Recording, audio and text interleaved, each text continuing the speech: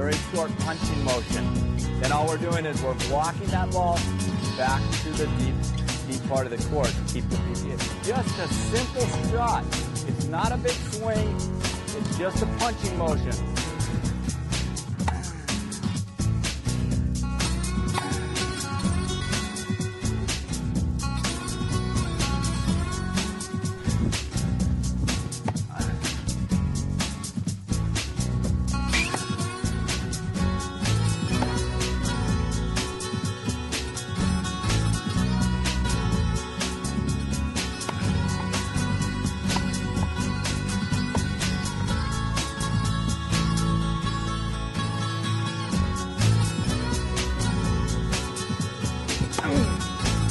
Split step, left foot forward, short.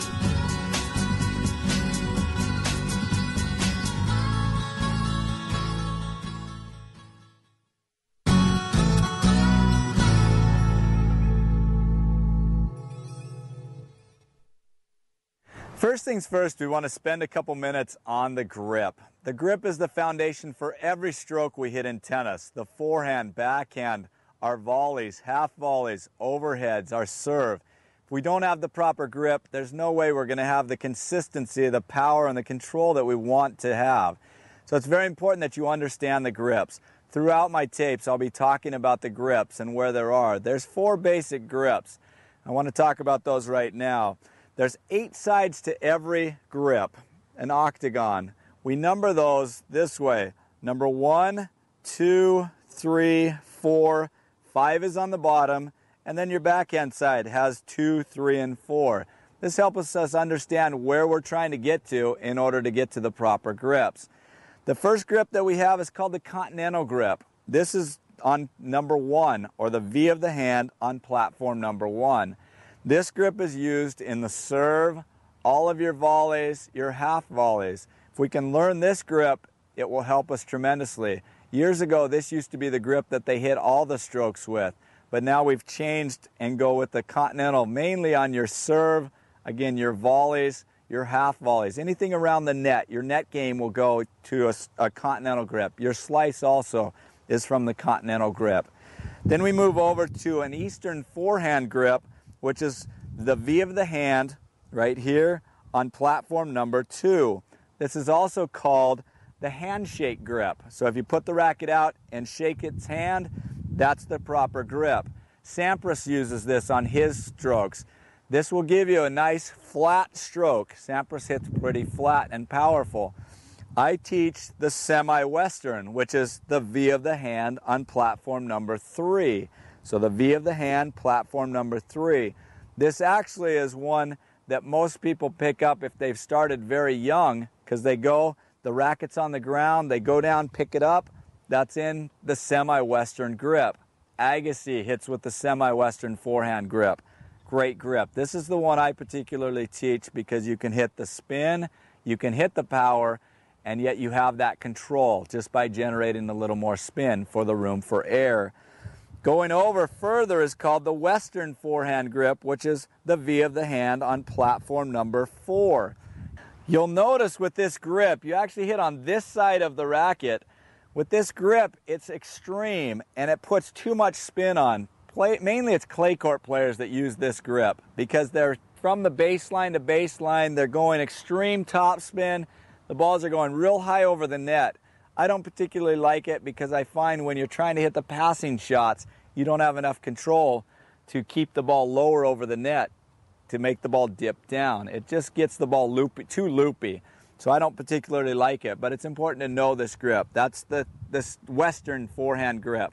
Then you have the extreme Western, which is on platform number 5 on the bottom. Again, it's clear under here. Again, I don't teach that grip. I don't particularly like it. Then what we do is we move over to the backhand side. There's platform number 2 on the backhand side, which is your left side if you're a right-handed player. Number 2, the V of the hand on number 2 is called the Eastern backhand grip, just like number 2 on the front side, or your right side is the Eastern forehand grip. Eastern backhand grip. This helps get the racket. If you're hitting pretty flat, this is a great grip to have on your backhand. I again teach between the Eastern and the semi-Western on the backhand grip, the V of the hand on platform number 2 or 3 to get that racket closed on your backhand so you're able to generate the spin. Very important to understand these grips. Again, going clear over to platform number 4 is the Western backhand grip. Extreme topspin. I don't particularly like it. Again, back to the clay court players. It's not a very diverse grip. You're better off moving to the semi-Western on the forehand, semi-Western on the backhand.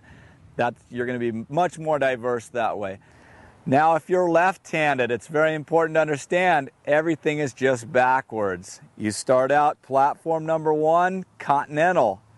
Now everything to your dominant hand or your left side is now your forehand side. Platform number 2, Eastern forehand grip. Platform number 3 is the semi-Western forehand grip. You'll hear me talk about this often on your forehand and your backhand. Semi-Western. Western is platform number 4. And then Extreme Western is platform number 5. Again, hitting on the back side of the racket. Then we go back around. Eastern backhand grip for a left-hander. Via the hand, platform number 2 on your right side or your non-dominant hand. Platform number 3 is semi-Western backhand grip. Platform number 4 is Western backhand grip. So that you know as a lefty, you're going to be just the opposite when I talk about the right-handed side and the left-handed side. Now you know the grips. It's very important that you understand these grips and learn them so that you get the racket head in the proper position.